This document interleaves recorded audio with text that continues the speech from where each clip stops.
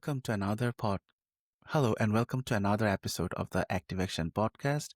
It's me, your host, Dr. Nazif, back again with another amazing guest, which will inspire you to and thrive for personal and professional development. But before going into the good stuff, wanted to mention to you my heartfelt appreciation for sticking into the podcast and also for tuning into our episodes and providing us with valuable feedbacks that always helps us to grow and learn more and bring wonderful guests within the show. Just wanted to mention really quickly, we did start our premium supporters program, the proactive membership. So if you are into personal and professional opportunities, if you're looking into those, feel free to visit our website and visit like proactive place webpage so that you can get a look at what we have for there. We do have topics and guides on personal and professional development. And also we just recently launched our course on Transform Yourself, a quick impact personal development course. But apart from that, we are very excited to have today with us Dr. Angelo Valenti. Dr. Angelo is the owner of the company psychologist, a consulting psychologist, coach, and author of You're Making This Way Too Hard. Find Your Easy Way to Enjoy Life. So today we are going to talk about mental health. We are going to talk about wellness. What does a successful leader looks like, how to build successful relationships, and all some of the good stuff. But before diving into that, dear Dr. Angelo, thank you so much for joining this podcast. Well, I'm happy to be here. Thank you so much for having me. As you mentioned, I'm a consulting psychologist in Nashville, Tennessee. Got my PhD from the University of Georgia, taught college for a few years, and then I've been working as an independent consultant for the last 43 years. I spend most of my time helping companies hire the right people for their unique culture. I coach leaders and aspiring leaders, and I also coach people who want to live their best, most fulfilling life and find more joy and contentment in their life. Can I ask you, Dr. Angelo, from your experience, what is the biggest difference between a successful and unsuccessful leaders? Sure. I think the biggest difference between a successful leader and an unsuccessful leader is where they place the focus of their energy. Successful leaders, their energy is focused outward on their team and on their customers. In other words, they get their satisfaction from the success of their team, not from their own personal success. And unsuccessful leaders tend to be more internally focused on themselves and don't realize the impact that has on their team. So if you want to be a successful leader, make your team as successful as it can be, and that'll help your success as a leader. And a lot of entrepreneurs, they started the business themselves, and up to a certain point, they can grow it themselves with some support from their team. But once it gets to a certain point, they're going to need their team to do a lot more, or it's going to stunt their growth. So it's the great leaders that can make that leap from doing a lot themselves to having a team in place that can do a lot of the things that need to be done, so that the leader can focus more on strategy, focus more on growing the business. Thank you, Dr. Angel, for sharing that perspective. And I understand leadership actually comes also from relationship building, seeing Sure. how you have that relation with your team members and the person who is following your leadership. So from your experience, what are the keys to building those successful relationships? Well, in a work environment, it helps to learn about each person as an individual. Learn something about them so that when you're interacting with that person, you're treating them not as an employee or not as a cog in the wheel, but you're treating them as a real person. And I'll tell you a good story about that. I used to do a lot of work with Dollar General Corporation. I don't know if they have those in Canada, but they're all over the United States. The leader at that time was the son of the founder. Cal Turner was his name. And they were based in a small city in Kentucky. We had a meeting in the morning and we were going to go out and look at a few stores in the afternoon. And on the way from his office to his car, he had to go through the warehouse. And keeping in mind, this is a big public company. Right. And he knew everybody's name in the warehouse, said hello to each person, and asked them a little something about themselves or their family, how their kids were doing. Asked them sometimes, is everything okay here at work? Is there anything we can do to make your job better? And he really had a personal relationship with everybody that he came into contact with between the executive offices and his car. And that really showed me that he cared about his people, and he wasn't just trying to build a business, he was trying to build people's lives along with that business. It's a wonderful example, Dr. Angelo. And so, just talking a bit about the business side of things. So, what are the biggest changes you have seen in business over the last 40 years of your career? Well, there's really 2 or 3 things that have really changed business over the last 40 years. The first is technology. I mean, 40 years ago, there wasn't any email, there wasn't any fax machines. People, if you wanted to send information to somebody else, you had to either mail it or you could FedEx it, but it was very expensive, or you could just take it over there personally. And now the transmission of information is instantaneous now, which is both a plus and a minus. The plus is you get the information faster. The minus is you don't have as much time to think about what you're going to say, what you're going to put in a letter, what you're going to put in an email, because the person on the other end is expecting an instantaneous response. And I think we've lost a little bit of critical thinking just because people are expected to respond so much faster than was the case. The second big change is workplaces in general are much more diverse than they used to be, not only from a cultural standpoint, a racial standpoint, a geographical standpoint, but also from an age standpoint. You'd have people working in an organization in their mid 60s and in their early 20s. So it's a challenge for leaders because you can't communicate the same way with a 65-year-old as you do with a 22-year-old. So, and that's a challenge I think that didn't exist as much in the past because I think the generations communicate so much more differently than one another than they used to. I mean, a 60-year-old and a 25-year-old could carry on a conversation easier 40 years ago than now, just because the generations are so segmented, they're so different. Yeah, the change is very pivotal over here.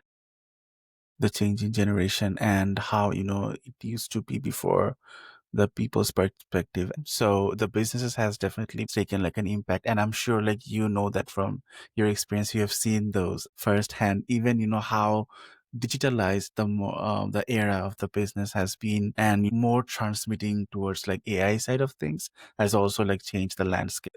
And that's a relatively recent thing. 3 years ago, nobody heard of ChatGPT. Nobody. And the early adopters adopted it 2 years ago. And I think we're still in the infancy. There's still a great number of people who don't understand AI and don't use it or don't know how to use it at all. It's a very handy tool, but in a lot of cases, I don't think it's going to replace the human touch. I agree. Yeah, for sure. But it does make some routine tasks a lot easier. Indeed, Dr. Angelo, I 100% agree with you that actually human touch and when speaking to one another, that's not something AI can do. Rather with No, that it human can't passion, pick up nonverbal cues. It can't pick up tone. It can't pick up body language. And those, 80% of communication at least is nonverbal. So when you're talking to somebody face to face, you're picking up a lot of information based on how their facial expression reacts, how their body movements react. As I said, their tone of voice. And I think the people who try to substitute human interaction for interacting with an AI bot are going to be, it's already causing some mental health problems, but it's going to cause more mental health problems if they continue to do that. I agree for sure, Dr. Angelo. Moving into more on the personal development side of things, I know like you, as a psychologist, you have had a lot of experience talking to people and motivating themselves and on understanding what factors drive into motivating a person to do good things or to achieve their goals. So from your experience, what do you think motivates people? Well, people are motivated by different things. Some people are motivated by relationships. They get a lot of satisfaction and energy from people. Some people are motivated by money. Some people are motivated by challenge. Some people are motivated by fear. It just varies from person to person. There are a lot of different things that motivate people, and if you really want to know what motivates a people, watch a person, watch what they do. Their behavior gives away what their motivation is. Okay. I hate to say that money uh, isn't that important, but if a person in a business setting, for example, is just motivated by money, how are you going to keep that person if somebody's going to offer them more money to move someplace else? That's so It doesn't true. it doesn't build a lot of loyalty. But one of the things that really motivates people that I think is underappreciated is appreciation. People wanna feel seen, they wanna feel appreciated for what they do. They wanna feel that their worth is being recognized, and that is a very powerful motivator. You can achieve great things through people if you show them that you appreciate what they're doing. And I think a lot of businesses, a lot of business leaders, not the ineffective ones mostly, uh, only react to people when it's something negative. They're telling them what they did wrong or what they need to do better instead of recognizing what they do well. And if you catch the old saying is to catch people doing something right. If you can catch people doing something right and recognize that, you're going to get more of that right behavior. Always appreciation is does lead to like positive reinforcements and Yes. validating that you're a good person or validating that what the good qualities within someone or what they're doing good does actually is a very important motivating factors because they get to realize, okay, so if I'm doing something good, because there's always room and opportunity to learn, but Sure. if I am indeed doing something right, then that actually motivates me to do more good. Right. Yes. Yeah. If you're recognized for what you do well, you're said it's reinforcing. It makes you want to do it more. And you don't even have to punish somebody to get less good behavior. You just have to not recognize it. It's extinction. If a behavior isn't rewarded, you're going to get less of that behavior over time. And if it is rewarded, you're going to get more of that behavior. I really appreciate that perspective, Dr. Angelo, and a new look towards. We know there are things that motivates people, but recognizing something good within someone is a thing that we often don't value that, or we often don't understand. That we need to have that appreciation for another person. That means a lot to them. Moving from there, we know like, to do well in life, you have to have a goal within which you want yourself to go towards. Why is goal setting so important and why don't more people do it often from your experience? Well, I've been preaching this for years. I think one of the things that the education system has failed people is that you should have a whole class, a whole semester class on goal setting. And I'd be surprised if you could find very many schools, especially elementary schools or junior high schools, that have goal setting as part of their curriculum. And it would be really good at the elementary school level because little kids are sponges for knowledge. Well, everything's new to them. And if you can put some good ideas into their head, goal setting being one of them, they'll take to it really easy because everything they're learning is brand new. So they learn it faster, they learn it better. But goal setting is important because if you don't have an idea where you're going, you've got a good chance of ending up someplace else. So the people that are clearly focused on their goal are doing things every day that are getting them closer to that goal. If you have a clear goal in mind, then whatever you do during the day either is going to bring you closer to that goal or maybe is going to take you further away from that goal. So if you don't have clear goals, pretty much whatever you do doesn't matter because you're not going anywhere anyway. If you want to set goals, they have to be clearly articulated. They have to be achievable in a certain time frame.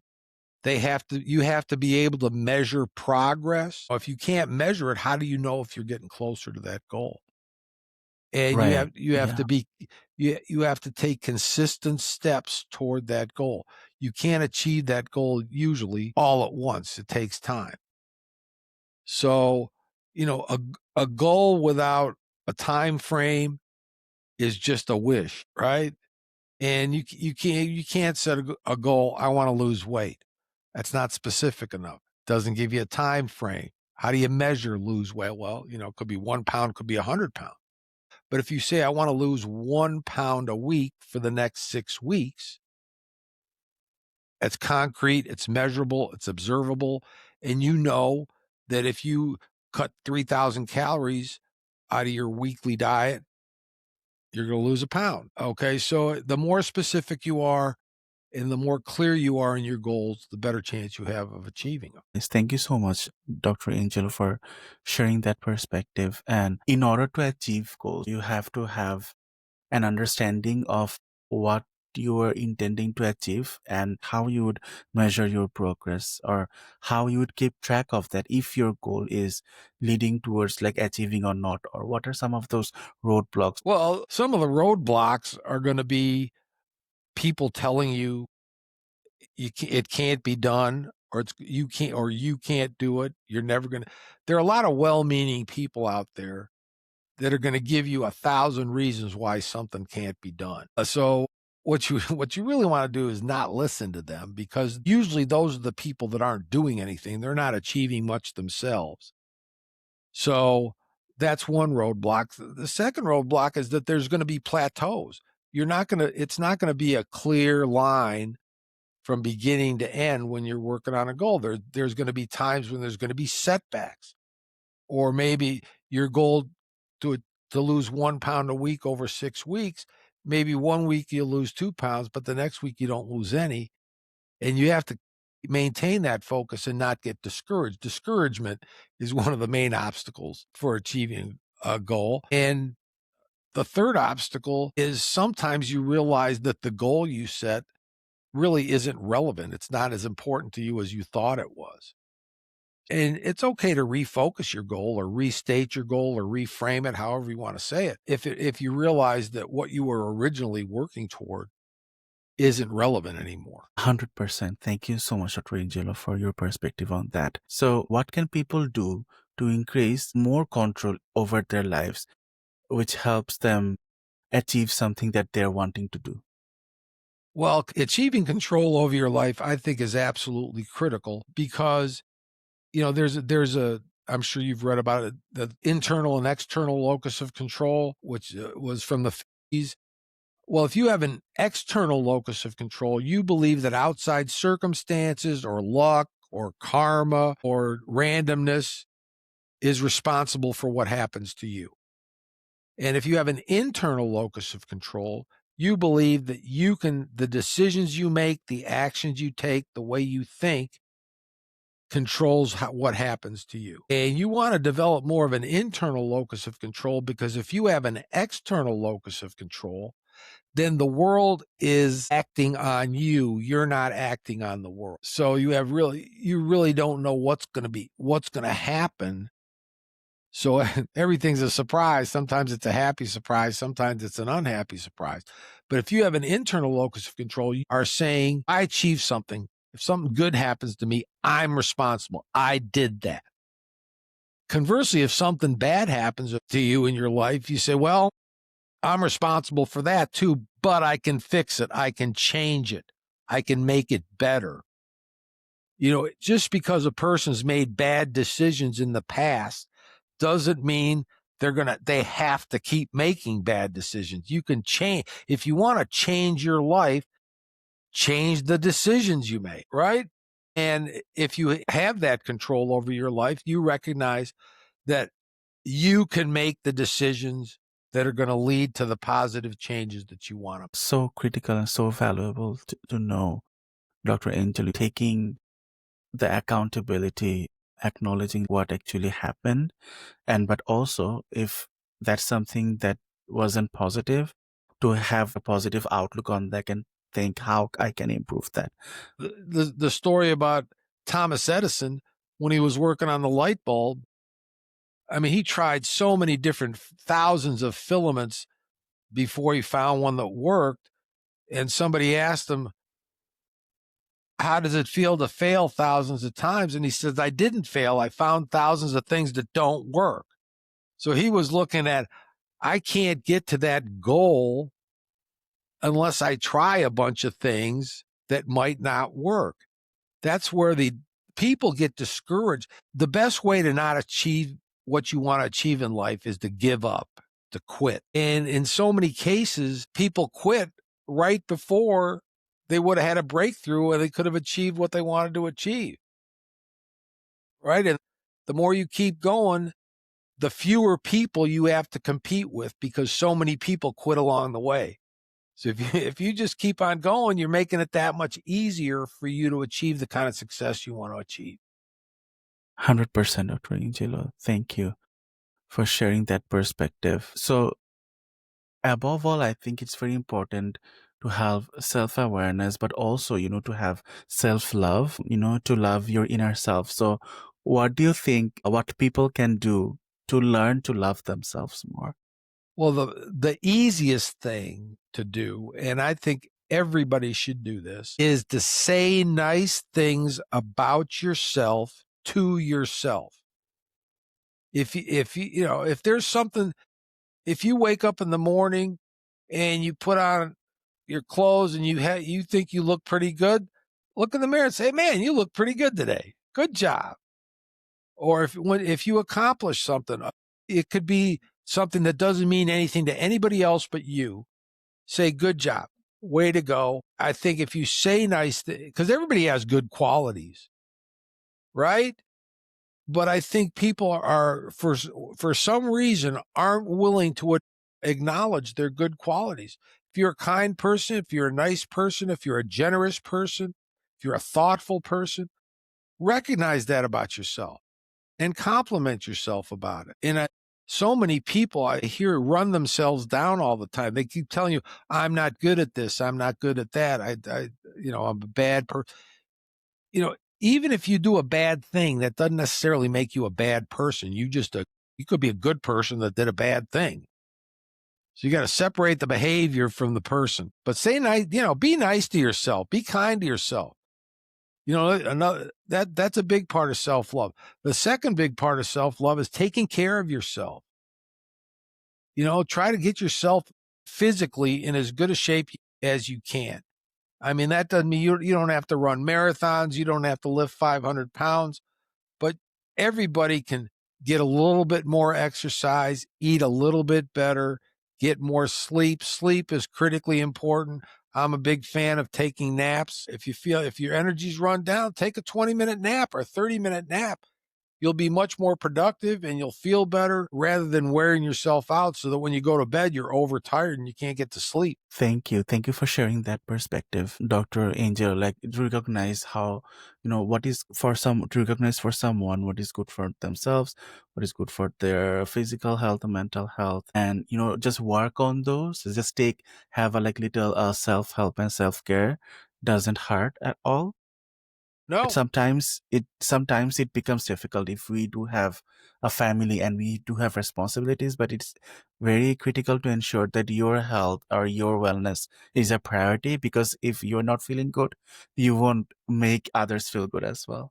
No, how are you going to take care of anybody else if you haven't taken care of yourself first, right? I mean, you absolutely, if you have family responsibilities, you owe it to them to be able to fulfill those responsibilities. And you can't do it if you're physically, mentally, or emotionally not where you need to be. So true. I just want to talk a little bit about your book. I know you're the author of You Are Making This Way Too Hard. Find Your Easy Way to Enjoy Life. So There it is. what There it is was right there. There's my book. wonderful? Wonderful. Can I ask you, what was your motivation to write this book? And what can, people or our listeners expect to learn while reading your book? Well, my motivation for writing the book was in my coaching and my consulting practice. I noticed that there were a lot of people who had what society says is success. Okay, at least they had all the trappings of success, the good job, plenty of money, nice house, nice family, all the things that when we look at somebody else and say, oh, they must be successful, they have all that. But they weren't enjoying life as much as, frankly, I thought they should. I mean, what good is having all that stuff if you're not enjoying your life? It molded over in my mind for a while, and I said, well, I'm just going to put my thoughts down on paper and see if I can write a little easy to read book, short book that gives people some of the framework for finding more joy and contentment and inner peace. And some of the things I've talked about today are in the book. I talk a lot about self-care and self-love. I talk a lot about taking control of your life, making good decisions, building strong relationships. I have a chapter in there about your relationship with money because people, I think, have a very distorted relationship with money that causes a lot of stress, especially this time of year. It can cause a tremendous amount of stress. So that's what people can expect. It's a roadmap to finding joy and contentment and inner peace. Wonderful. Thank you so much, Dr. Angelo, for sharing about your book and your knowledge and wisdom on human life and what we need to do to thrive in life and to have that positive outlook. And self-validation is always important. So I really appreciate your valuable perspective on those. And I'm sure our Thank you. listeners will too as well. Well, Thank you. Dear listeners, thank you so much for sticking into this episode and hearing some wonderful perspective from Dr.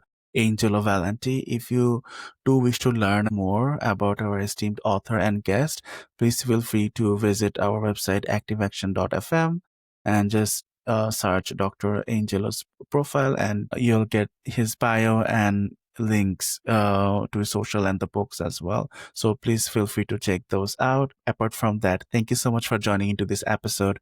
I hope you have a wonderful day ahead. Stay active and take action until we meet in another next episode. Thank you. bye-bye. Bye bye.